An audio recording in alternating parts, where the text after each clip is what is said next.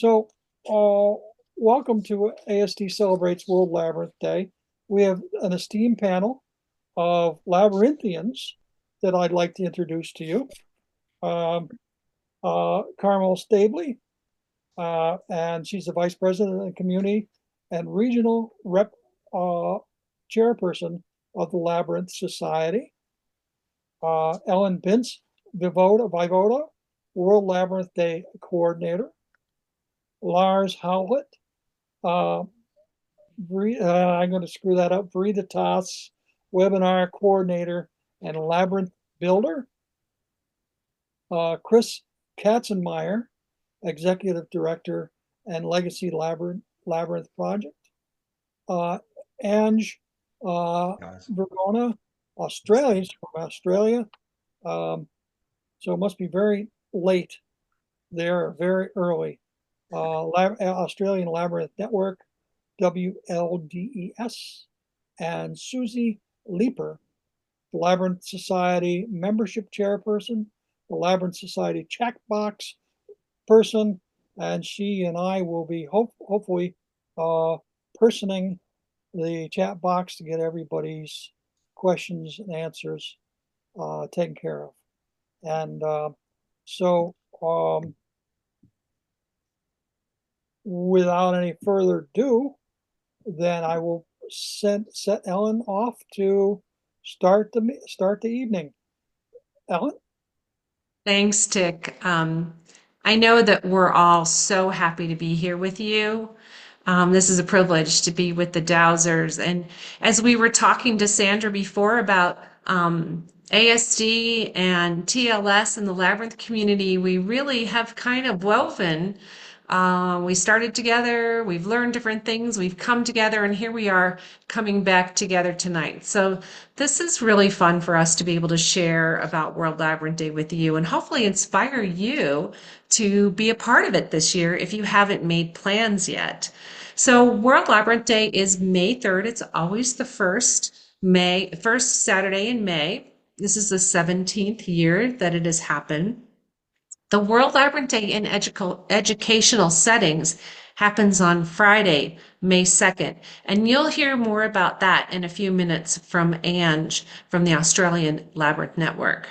So our tagline is that we walk as one at one, and it's really cool when you think about it, and what you will see at the end when we show you the photo montage from last year is that this wave of peace that we create starts in New Zealand and it goes at 1 o'clock. Everybody walks on when it's 1 o'clock in their time zone. And so this wave of peace travels around the globe to Hawaii. It's really a beautiful thing. So I would like to, can you do the next slide, Tick? I want to be sure that you guys are aware that this is a collaboration. And the Labyrinth Society began World Labyrinth Day 17 years ago. But we also now, you can go back one, that'd be great. We collaborate with the Australian Labyrinth Network. As I told you, they do the World Labyrinth Day in educational settings. Legacy Labyrinth Project, you'll hear from Chris Katzenmeyer in a few minutes about what they have contributed via research and just working together, and Veriditas. So it's really been fun for all of us to work together. We have an amazing steering committee. We have the best time. We love each other. And that's where we feel like the energy begins, on our steering committee.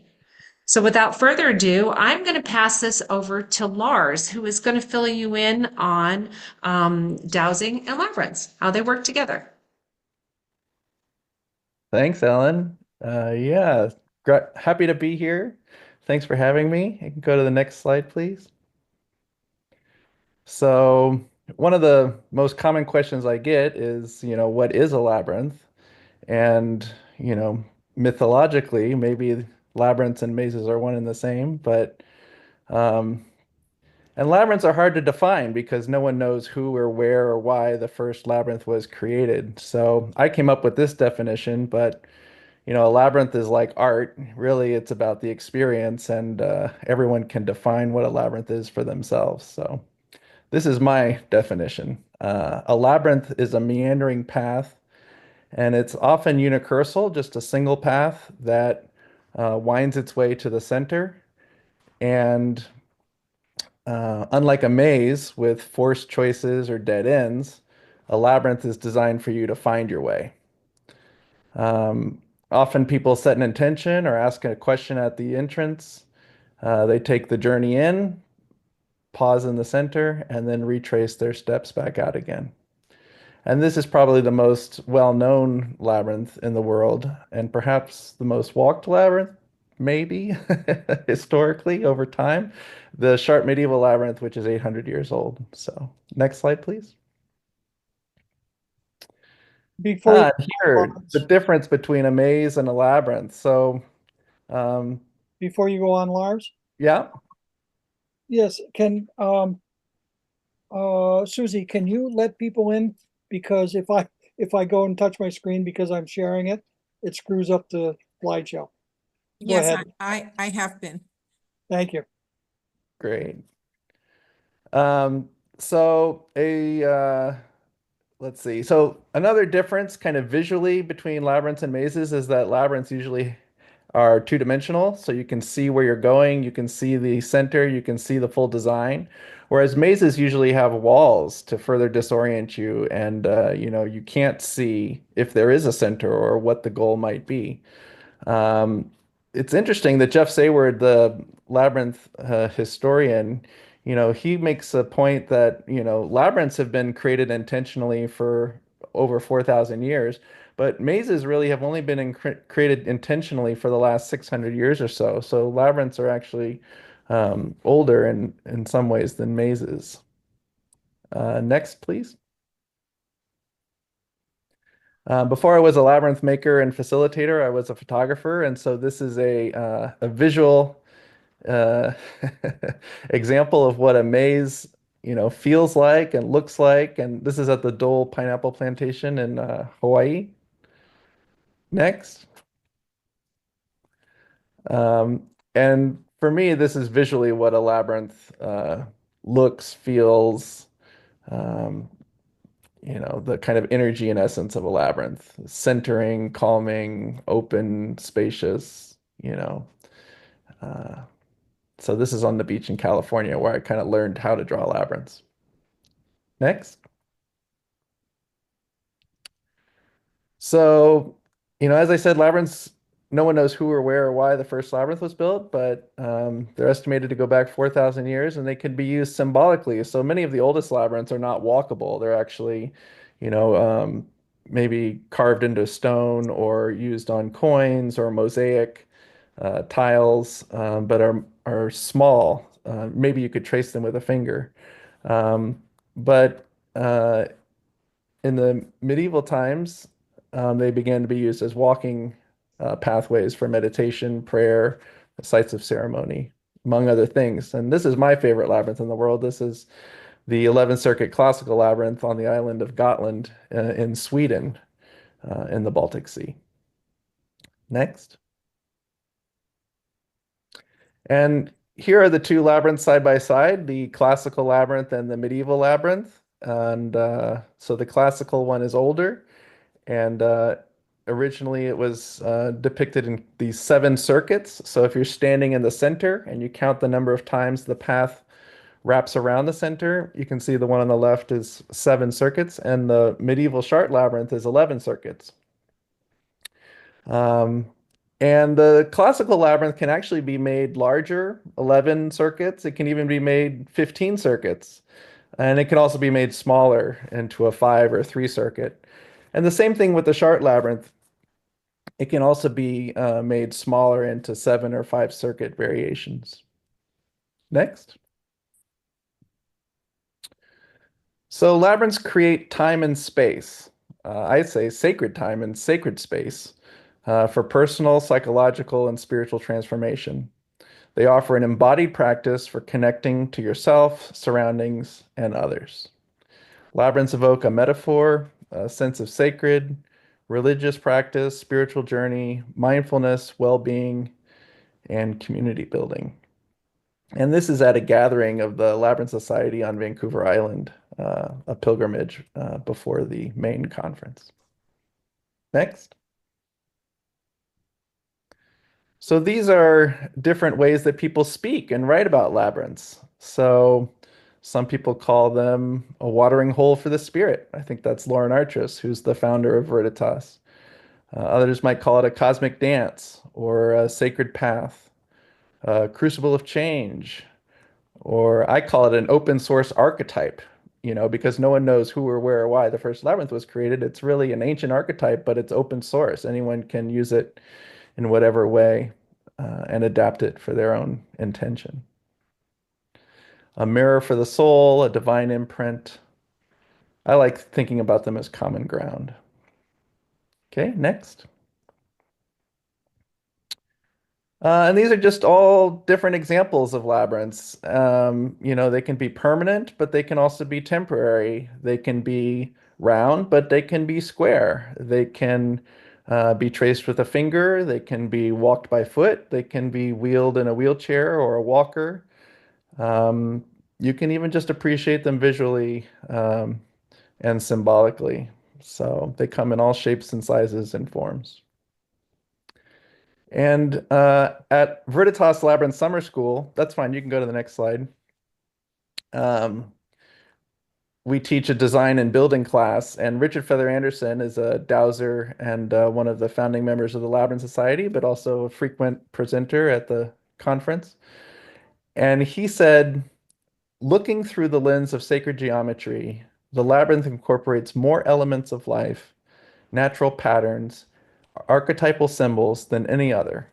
It is the Rosetta Stone for all cosmological mandalas and provides a way to be affected by, informed by, and absorb these fundamental patterns, principles, and processes of the universe directly through physical experience. You're getting all this through body memory, so it's knowledge that's never lost, just like riding a bicycle. And what Feather is saying here is that, labyrinths incorporate all these patterns, the spiral, the circle, the meander, the switchback, the close packing, um, the line, the cross. They're all embedded in this one symbol. And it's a symbol you can actually step into and experience directly. Go on the journey yourself. Next. And these are some examples of how Feather uses dowsing for labyrinths. He uses it to define the location, asking permission of the land and if the land even wants a labyrinth. Although he's said that he's never gotten the answer no when he asks. But you can use dowsing, of course, to energize the field, to form the container, to open or close the event energetically, to connect the labyrinth to other communities and beings and spirits, and to also douse where to gather the group before the walk. So if you'd like to host a World Labyrinth Day event or partner with somebody, these might be all different ways that you could douse alongside a labyrinth opportunity. So, and I'd love to hear more ideas that you have at the end. So thank you. I'd like to pass it over to Carmel now to talk a little bit about the history of World Labyrinth Day. Well, thank you, Lars. That beautiful photos. And I had the pleasure of walking a couple of those labyrinths, one with you in Visby several years ago. So that was a great slide. Well, listen, I want to just refresh a few of the things that Ellen had talked about earlier. World Labyrinth Day is an annual event, and it's sponsored by the Labyrinth Society. Every year on the first Saturday in May, thousands of people from around the world participate in this moving meditation for world peace. The concept for World Labyrinth Day was first suggested to the Labyrinth Society by the Strategic Planning Committee back in 2007. So based on their recommendation for an annual worldwide labyrinth walk, the first labyrinth walk began in 2008. It started at the fall TLS board meeting when an international committee of 19 members chose the first Saturday in May to be World Labyrinth Day. And World Labyrinth Day is fondly known as WLD. So if you see those letters, that's World Labyrinth Day. But some of the exciting things started happening in 2019 when TLS and the Australian Labyrinth Network came together to collaborate and initiate World Labyrinth Day in educational settings. Now, you're going to be hearing a little bit more about that from Anne. She's going to be coming up after me. The ALN exclusively puts together all the criteria for World Labyrinth Day in educational settings from K up to college, and it's stunning work. Then in 2021, TLS and ALN also partnered with Veriditas and the Legacy Labyrinth Project to offer more information, more educational materials, more workshops, more research, and a dedicated World Labyrinth Day website. So the intention or the reason for World Labyrinth Day is to bring people from all over the planet together in celebration of labyrinths as a symbol, a tool, your passion, or your practice. World Labyrinth Day is an opportunity to inform and educate the public, to host walks, build permanent and temporary labyrinths, to make labyrinth art, or to explore the archetype in many ways. Participants are encouraged to walk as one at one in their time zone to create a wave of peaceful energy around our planet and beyond. We create a wave of peace starting in New Zealand and ending in Hawaii. This intention of walking as one at one continues in 2025. Today, more than ever, we encourage World Labyrinth Day as a practice for world peace and planetary healing. Many celebrate the day with different enhancing activities, but the focus really is on unity, collective intention, and focusing our energy around building and sustaining a peaceful world for all inhabitants, human and more than human.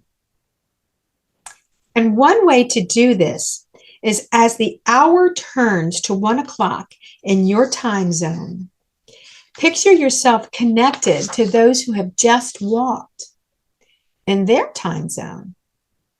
And then picture those who will walk after you. Send them, their towns, and their governments peace and healing. And as you do so, we will connect time zones and create that wave of peace for planetary healing. Next slide, please. And next slide, please.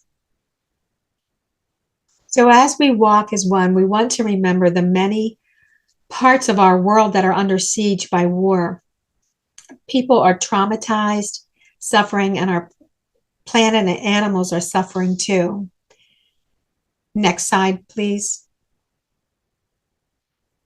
We walk with purpose for these people and our suffering planet to raise awareness, to harmonize energy, and to engage intention, faith, and prayer. I'd like you just to take a quick look at that map on your screen and notice the red. These are the most extreme war-torn zones, followed by the orange and then the dark blue. Tonight, let us be thankful that we are living in a country where none of these colors are showing up. I'd like just to name a few of the countries that are on the map. And as I name them, I just ask that you would just hold them in your heart. Afghanistan has been in conflict since 1978. Palestine, Syria, Mexico, Nigeria, Brazil, Colombia, Sudan, Cameroon, Pakistan, the Democratic Republic of Congo, Haiti, Yemen, India, Ukraine, Iraq, Ethiopia, Bangladesh, Lebanon, Israel. Let us hold them in our hearts tonight. Thank you. Next slide, please. I have the pleasure of introducing Angelo Verona, fondly known as Ange. Ange, take it away. You're muted, Ange. Before I begin, I'd like to respectfully acknowledge the Bunurong people, the traditional owners of the country that I'm speaking from in Australia, and recognise their continuing connection to lands, waters and communities. May we journey together for a better future for all people. And I also like to acknowledge deep appreciation my colleagues Louise Mason and Therese Welsh, we work together on the educational settings team. So our theme for 2025 was creating peaceful paths. Basically, in our educational settings, we really see the Labyrinth as that super tool for assisting students in the area of social and emotional learning, especially in those areas of self-awareness and self-management.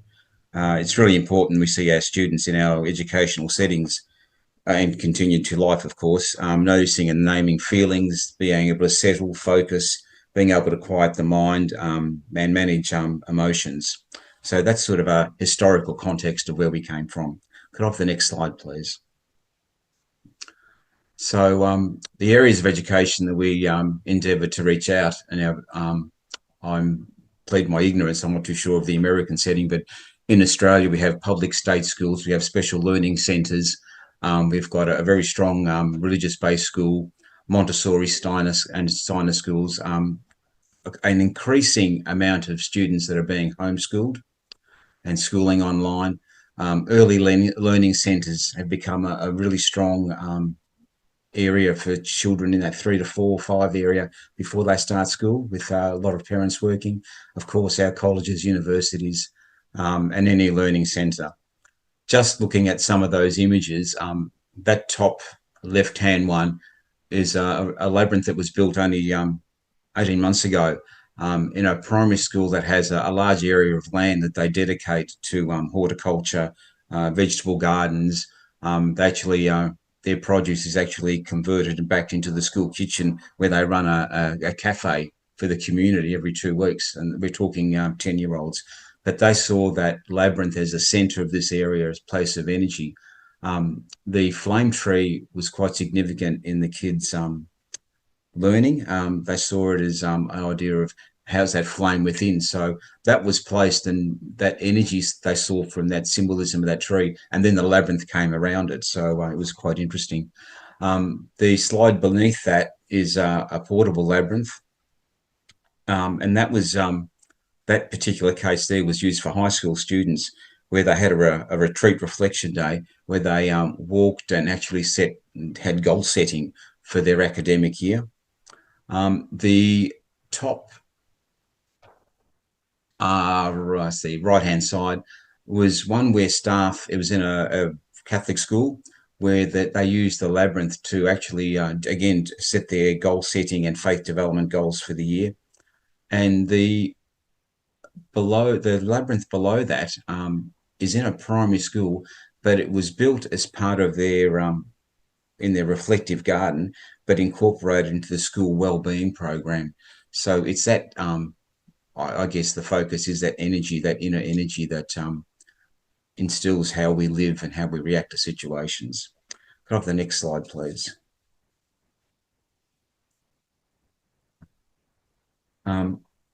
Basically, our theme for 2025, creating peaceful paths, came about the fact that not everyone has access to a portable or a permanent labyrinth. So there's a strong focus on how to use finger labyrinths in the school setting.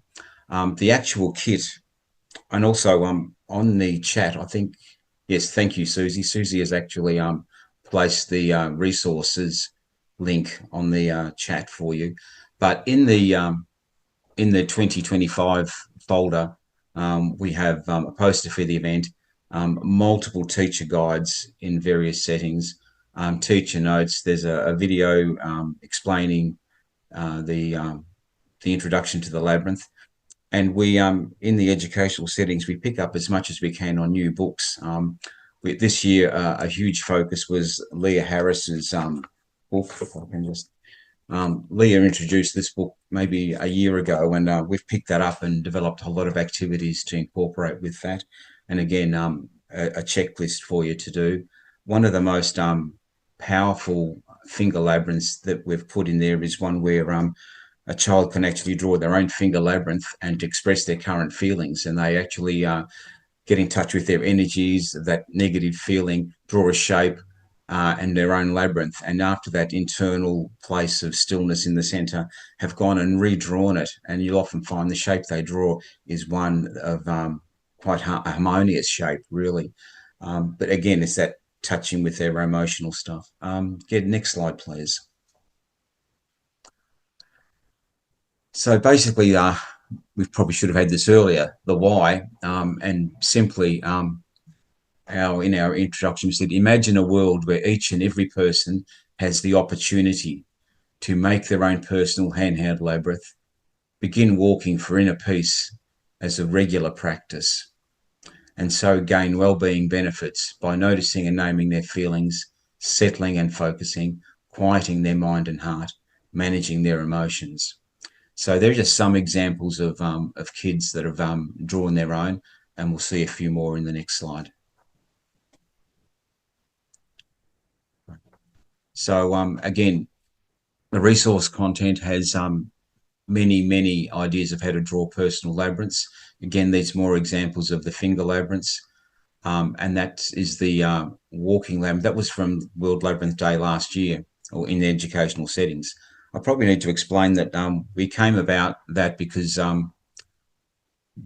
in the World Labyrinth Network certainly loved the fact about World Labyrinth Day, but we realised that the best way to introduce labyrinths is let's start early. The younger they are and understand it. So that's how we began with the Friday before of educational settings. It's just a growing phenomenon, and it's awesome that for some schools that World Labyrinth Day in educational settings that day has been the impetus to work into their wellbeing programs. Okay, next slide, please.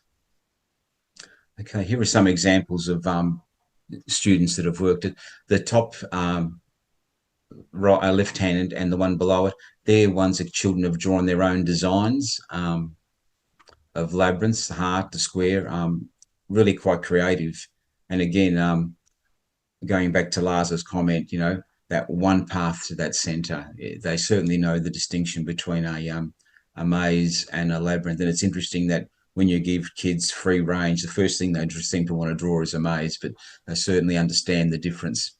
The next two the next two images, the top and bottom, that's a very different design. It was came from Louise Mason, but we've used it to allow students to have a time to draw and reflect on the labyrinth itself.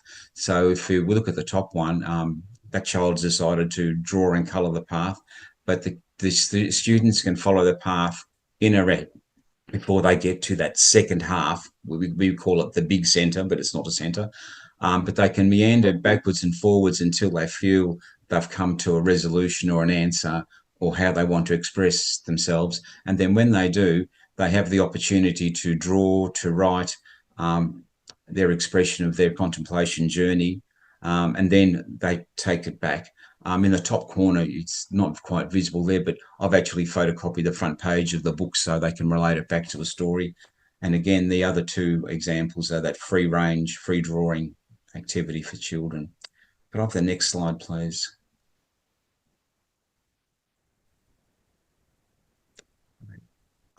The top one there is where the school that we worked with that year, their focus for the whole year was respect for self, others, and the school. And every student had a laminated labyrinth that was in their chair bag or in their desk. And it was used in that school in particular. I think it was a Wednesday or midweek was there. Let's gather together, and the whole school actually did a finger labyrinth walk. They used it for prayer. They used it for goal setting.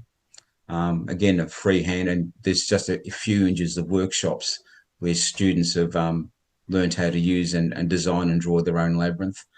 I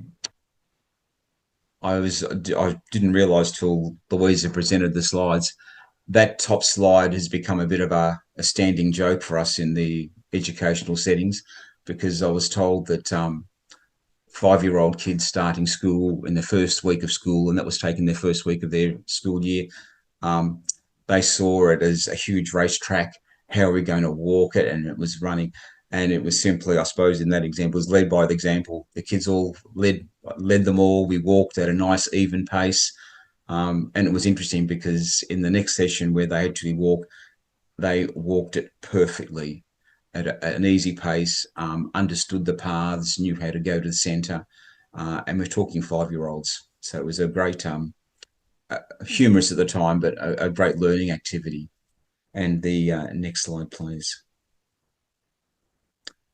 Again, with that emotional well-being, this example of this slide, Labyrinth was used for International Women's Day.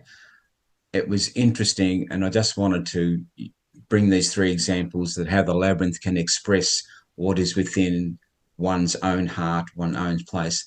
That top one is was drawn by a child who had strong emotional problems.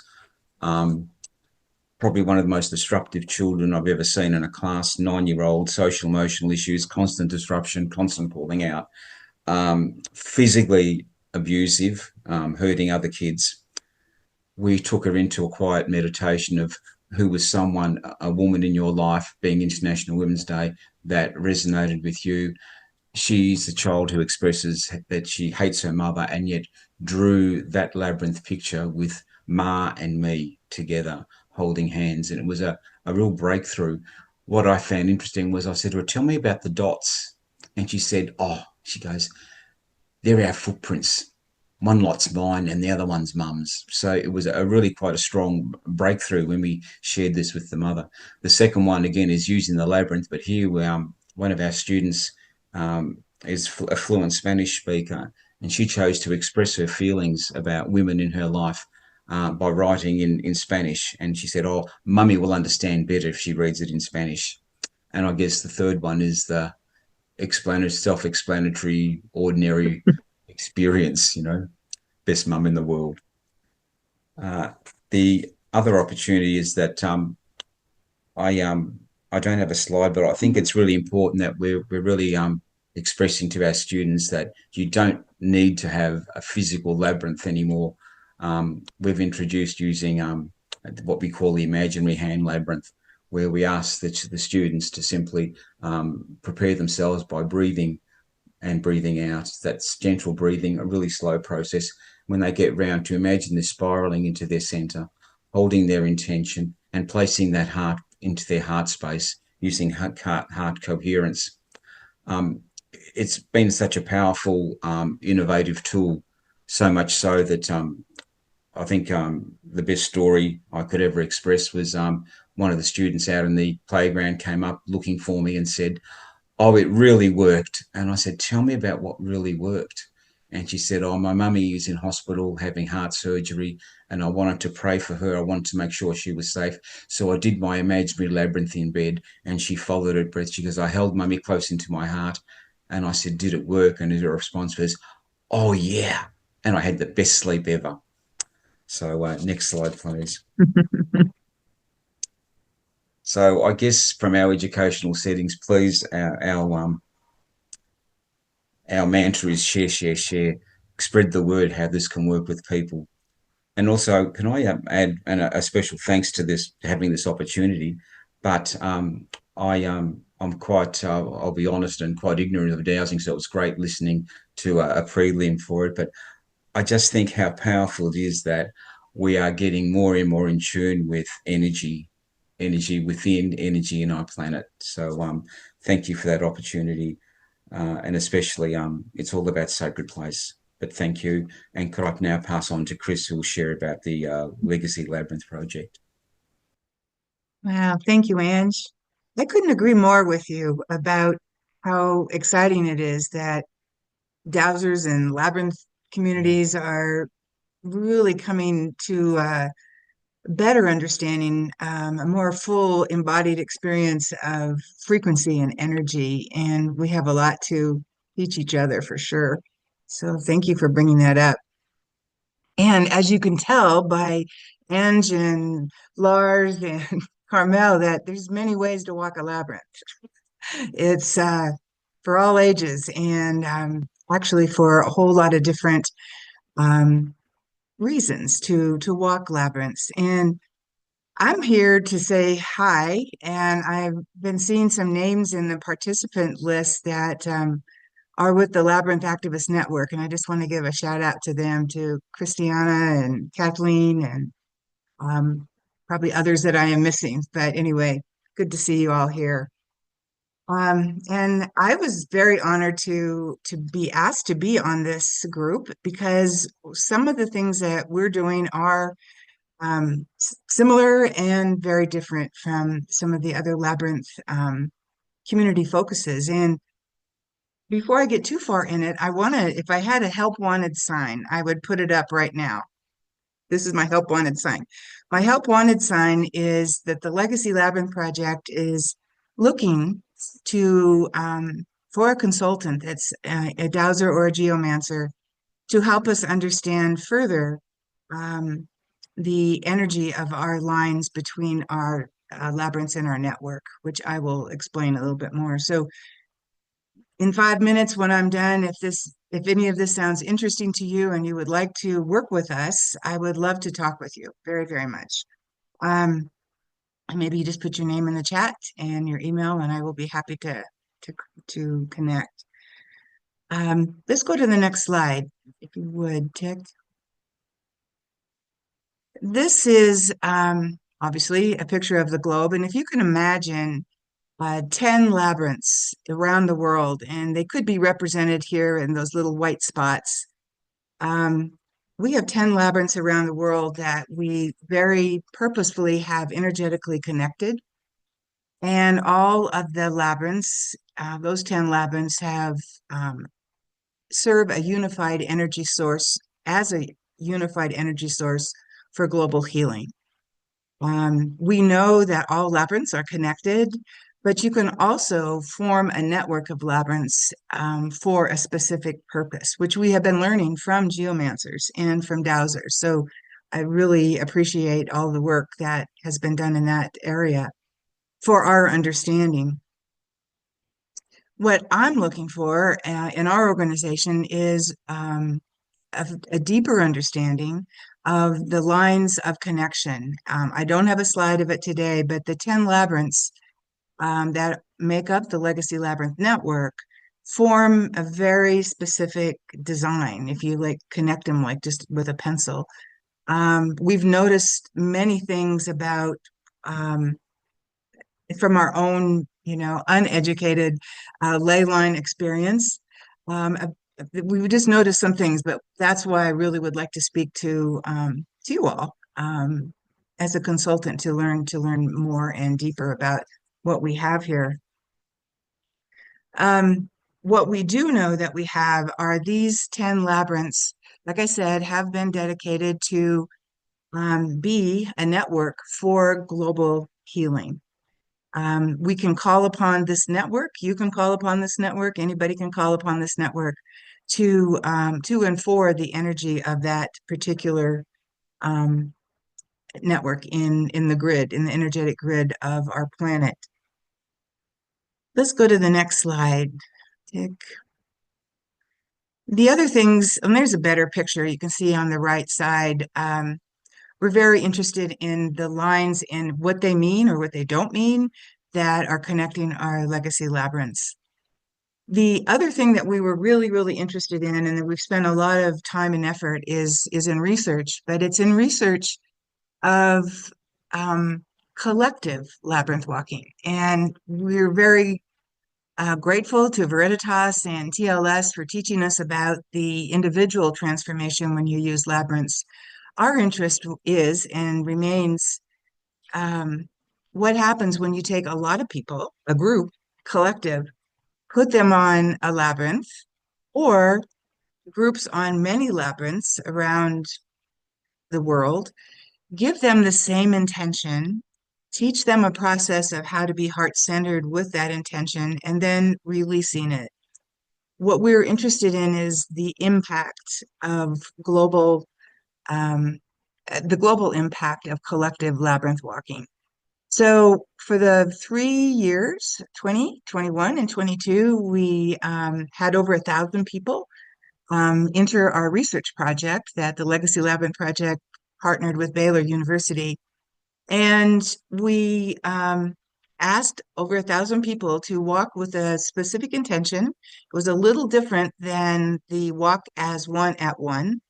We taught people how to do the heart-centered intention, I'm sorry, the heart-centered meditation work. And then we asked them to walk with that intention and fill out a questionnaire. We learned so much about this, and we learned things that we had no idea that were coming. And let's go to the next slide, Tig. Let's go to the last slide, and then we'll come back to this one. Um, this is just one of the research findings that we had, and this is also where you can find our first study. It was published in the Frontiers in Psychology journal. But what we found was the practice of collective labyrinth walking with a shared intention can lead to a sense of connectedness through a transcendent or sacred experience that may spur insights and ideas for addressing human suffering with compassionate action. Boiling that down is we found that walking with a specific intention together helped people or inspired people or tapped into their insights of compassion. We had over 80% of the people speak about how they felt compassion for one another, for the planet, for their labyrinth, for their world, for their community, and many, many other things. And let's go back one slide, if you don't mind, Tick.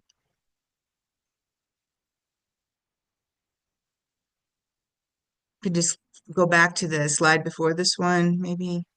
There we go. At the Legacy Labyrinth Project, we believe this very, very much, that the greatness of a community is most accurately measured by the compassionate action of its members. We believe that when you walk labyrinths together with intention, there is a energetic impact that happens. And one of those energetic impacts is the feeling of compassion for each other and or for the focus of the intention. What we've been doing is we've been starting, well, for 2 years, Ellen has been leading a group called the Labyrinth Activist Network, where we come together monthly and we do this practice. So if you're interested, it would be lovely to have you join us as a dowser to teach us your craft and give us your energy. You can just go to legacylabyrinthproject.org. It's right there. It's free. We give you all the information you need about the meetings. Would love to have you. That's one way that we are setting up a laboratory for this continued work. We are also writing a journal article coming out hopefully in the next 6 months on 2 walks that we did, one called Peaceful and Free Elections, which were 4 labyrinth walks with over 80 people at a time, focused on peaceful and free elections for the November 4th election that we just had in the States. We have results of that, and we also have results of a walk that we did for the Ukrainian and Russian war. We did a special walk for that with about 14 people, experienced labyrinth walkers, and we now have the results of that too that we want to publish. I can tell you right now very clearly, very succinctly that when you walk a labyrinth, just as we saw in the last slide, when you walk a labyrinth with a collective, with a heart-focused intention, you can have impact. And what we're continuing to really dive into is the impact of the labyrinth. What is the labyrinth's role in this work, and how does that work? So I know this dowser group, I know dowsers and labyrinth people are not of the mainstream, and I must say I am very proud and happy about that. Because if we were of the mainstream, people would be telling us what to do. And we can't explore and create in that kind of venue. So I feel very much a kindred spirit to Dowsers. And again, if anything here that has been said that you might like to work with us on, I would love to see your name and email in the chat, and I'll be happy to to connect with you. So thank you, Dowsers, for the work that you do, and thank you, World Labyrinth Day team, for the work that we've been doing. I'm very glad that we've been able to come together tonight. So thank you very much. And I'm going to turn this back to Ellen.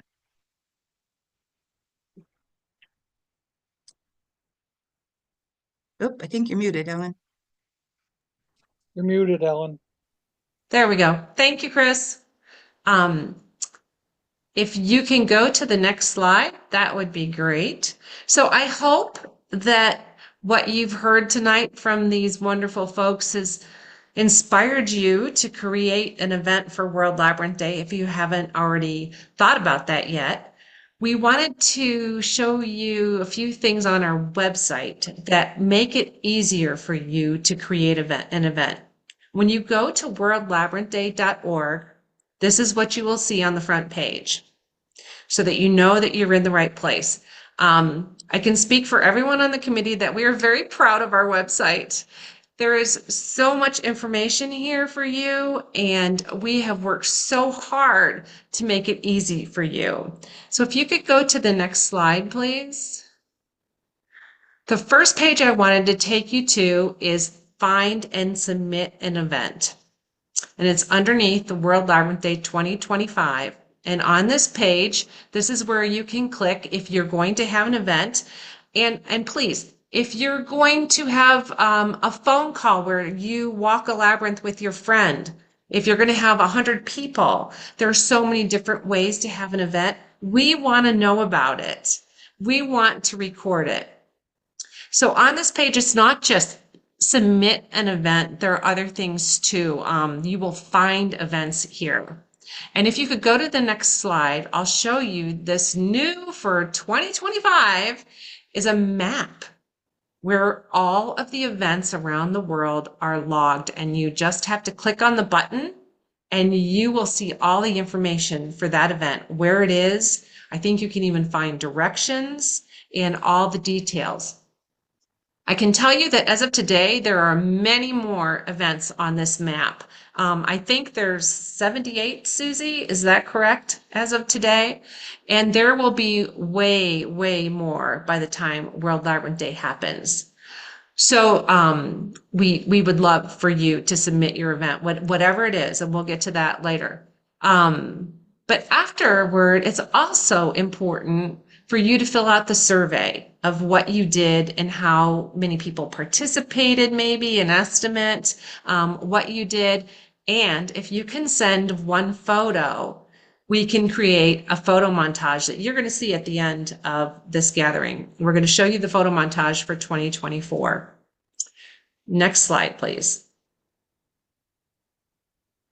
We are also really proud of these resources, and this is under the resource tab where you can find a flyer that you just fill in with your details. It's already there, the template's there, and you type in the details for your event. There's a press release you can send out to your news agencies. There's stickers, there's World Labyrinth Day intentions that you can print and give to people. And if you can, even a sticker template. Oh, also the logos, if you want to throw them on something. Words for a newsletter. If you want to put it in a church newsletter or a newspaper, the words are already there for you. We've made it so easy. Next slide, please. And this is something we are really, really proud of. One of our missions of our steering committee was to really make World Labyrinth Day more global. We do our pre-World Labyrinth Day events twice so that we can cover all the time zones. And we have translated this flyer into 14 languages, including Braille, thanks to Miss Carmel Stabley. She worked on that, and we recently uploaded the instructions to print it in Braille. We have a couple more languages I think we're working on too, but 14 is pretty awesome. And you can just click on and download them. They're all there for you. Next slide, please. So we have some pre-World Labyrinth Day events, and the really good news is the next one is Lars. He's going to talk about creating temporary labyrinths. And then Chris is going to be doing an online labyrinth walk with Veriditas, the usual Friday walk that Veriditas does. But the extra special good news is that the ones that have already happened are also on there. The video is on there. And let me tell you, they're fantastic. Ange just touched on some of the stuff for the World Labyrinth Day in educational settings, but that one is fantastic. And he has some really great stories too. So I highly recommend that. Next slide, please. Oh, you can also find videos of the other montages from the years before. So on World Labyrinth Day itself, we have some virtual things happening. In case you can't be a part of an event or create an event, join us in what's going to be happening online. So we are at 1 p.m. Eastern Time going to be having a virtual labyrinth walk, and Lauren Archers will be leading that. She will also be leading another walk at 1 p.m. Pacific Time.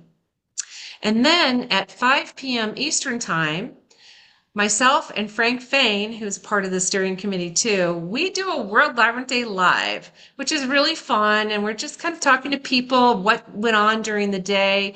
Hawaii is still in the process of walking. So sometimes we get someone from Hawaii on while they're doing their walk. And it's really fun just to get a recap of what happened during the day. And it's really moving to consider that so many people around the world took part in this, and that wave of peace traveled around like it did. So I highly encourage joining that too. Next slide, please. Also, if you just want to find a labyrinth to walk on World Labyrinth Day, I don't know if you're familiar with the Worldwide Labyrinth Locator that is supported by TLS and Veriditas, but Susie's putting the URL in the chat, and you can also see it here. And there are thousands of labyrinths on there. So you put in your zip code and you can find what's close to you, or if you're traveling, where a labyrinth is going to be. So there is no reason you can't, in some way or another, participate in World Labyrinth Day. Next slide, please. Some fun facts from 2024 that we're hoping to exceed in 2025. There were over 300 registered events on 6 continents. This year, this is my last year as being coordinator, and my goal had been to get World Labyrinth Day on all 7 continents. And bless Susie Leeper's heart, she is trying so hard to get one on Antarctica. Thank you, Susie. I want to publicly say that. So hopefully we will have 7 continents.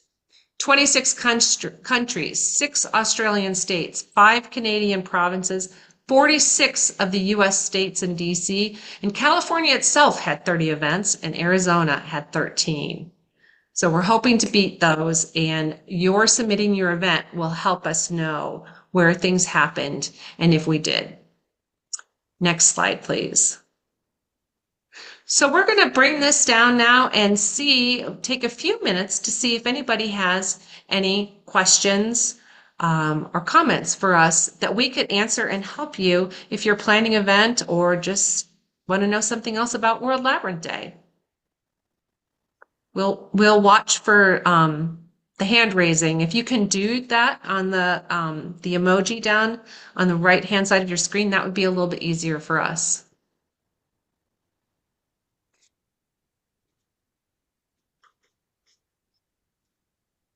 Isabel.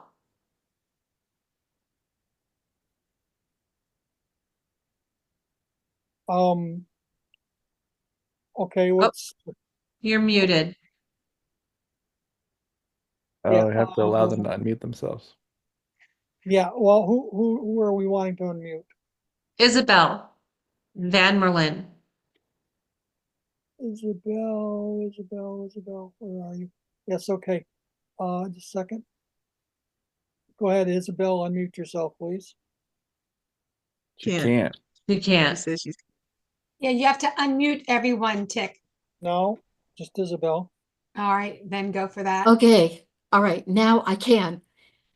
I was not allowed to unmute myself until you let me. Sorry. Well, a couple of things. I was interested in this today because I was in Panama in February and I went to the Mola Museum. These are the fabric, they're like reverse collages. They make these beautiful designs in different colors of fabric layers that you cut through and blah, blah. They have some beautiful labyrinth designs in molas, and I had no idea of that. I've made labyrinths and laid out some for sculpture exhibits and blah, blah, various ones. Also, I wish I'd known you wanted to do a labyrinth in Antarctica. Not that I would have been able to do it, but I was there in January of 2022. And I think you'd have to talk to the penguins. We are not to leave any footprint at all, human footprint in Antarctica. But so I think it'd be a great thing. Okay. Maybe at Murdo Station or one of the They could stations. do a you might be finger able to- labyrinth, right? Pardon? Yeah. They could do a finger labyrinth there. Yeah. Well, where would you put it? No, not a permanent labyrinth in the ground, just a finger labyrinth on paper or whatever, just, doing it or a virtual, joining the virtual. Right, right. Yeah. Or on any of the ships that go. Yep. Yeah. Or certainly the stations. It would be great for the stations that are there. Right. The Right. couple of stations. So yes, and Angie, Ange? Ange, okay. And I hope to be in Australia within the next couple of years. It'll be my seventh continent. So good for you. Yeah, great. Thank Wonderful. you. Welcome. Thank you so much. Yeah, Thank you. thank you. Catherine. Oh, hi. So I'm in Plymouth, New Hampshire, and we actually have an outdoor labyrinth here at the Unitarian Universalist Church. And so we're hoping to have an event. But my question is, for those of you that have had events, do you ever have like music, meditative music as people are walking, and what other kinds of things might you do other than just inviting people to walk the labyrinth? Anybody Well, want? as I said earlier, there are so many different ways that you can bring in art, music, community activities, for children of all ages. There's several things on the website that will give you some ideas. Of course, the whole educational thing can be used for adults as well as children. I think you can incorporate just about anything that you'd want to, as long as you really focus the walk on walking as one at one, for peace and planetary healing. But I mean, in years past, I've had food drives, I've had yoga, we've done bubbles. There's a lots of things you can incorporate it to make it a celebration and, warm up the occasion for people. Refreshments are always fun. So yeah, if you are interested in talking more about that, you can certainly give any of us an email or give us a call, and we can do a deep dive and help you plan something out. Absolutely. And I think when you see the photo montage in a few minutes, you're going to see the wide range of different events that happened. And every one of them is special in their own way. They're all different. So you might get some ideas too of what other people have done with flags or stones or, other things. Okay, thank you. Susie Leeper. Yes, I wanted to respond to Catherine as well, that if you go to the map, the global map, where we're publicizing the events for this year, and click on one of the pins or various of the different pins. And there's just been a wide variety of activities that have been planned for this year's. There's even one been planned that incorporates horses as therapy. So, I mean, that's not for everybody, of course, but there's really a lot of variety. So I would encourage you just to go and read through some of the other events, get yourself some ideas. Right. Okay, well, I think we are going to move along to Carmel Stabley is going to share our intention that we use before our pre-World Labyrinth Day intention. We use this when we begin a meeting, any gathering. So Carmel, I'm going to let you take it away. Thank you so much, Ellen.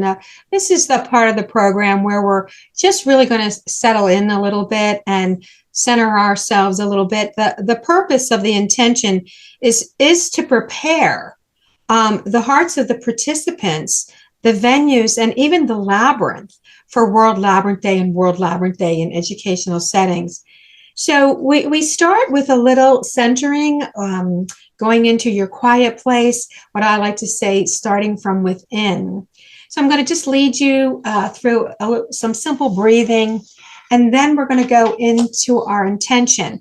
The intention is posted on the screen. It is posted on the chat, and you will get this intention sent to you. And we would so enjoy if you would join us.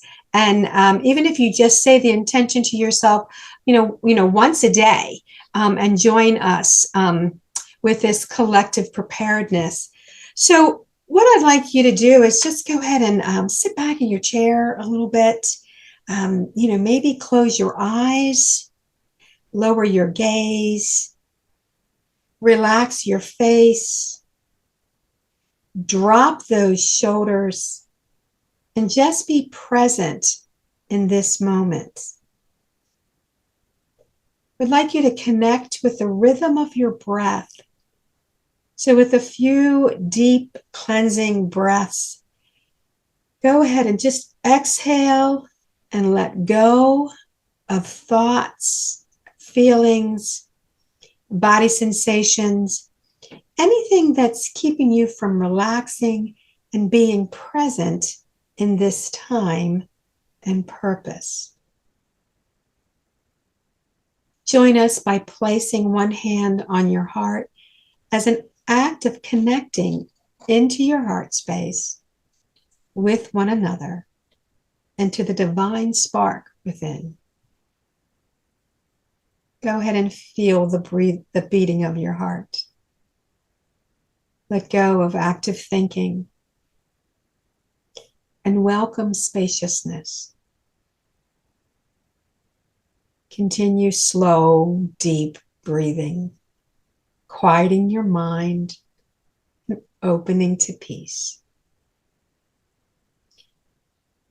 Feel your cleansing breath and the rhythm of your heartbeat, unifying your whole being. With every in-breath, breathe in peace. Imagine your World Labyrinth Day walk and breathe into that day. Feel your heart expand with love. Imagine communities coming together. With every exhale, breathe out love into our worlds. Let this breath flow into and from your heart, inhaling peace and exhaling love. Inhaling peace and exhaling love. Continue your slow breathing as we move into our intention with compassion and kindness as we work together for the highest good of World Labyrinth Day. I'll read the intention to you 3 times in the style of Lectio Divina. This first time, just listen with the ears of your heart. The hearts of the hosts and participants are prepared for World Labyrinth Day. All labyrinths are connected for the highest good of our world.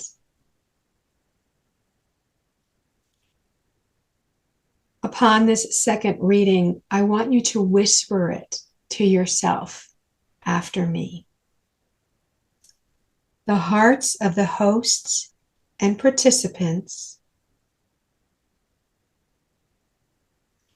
are prepared for World Labyrinth Day. All labyrinths are connected for the highest good of our world. And on this third and last reading, I wanted to sink deeply into your being. From the top of your crown to the bottom of your feet, let it flow back and forth and entrain within. The hearts of the hosts and participants are prepared for World Labyrinth Day. All labyrinths are connected for the highest good of our world. May it be so. Blessed be. And thank you. Now we're coming to the end of our program, and we're going to close with a sentimental big shebang. And I'm going to ask if Ellen goes ahead and sets up the video of 2024 montage of World Labyrinth Day. Enjoy, everybody. I think you'll enjoy seeing this. It's a joy to put together. People send their pictures in to me, and I try my best. I'm not the best at geography, but I try my best to do it from the east to the west. And so you'll feel that wave of peace. And as I said, you'll feel how there's so many different ways to celebrate World Labyrinth Day, and all of them are wonderful. So enjoy, and thank you.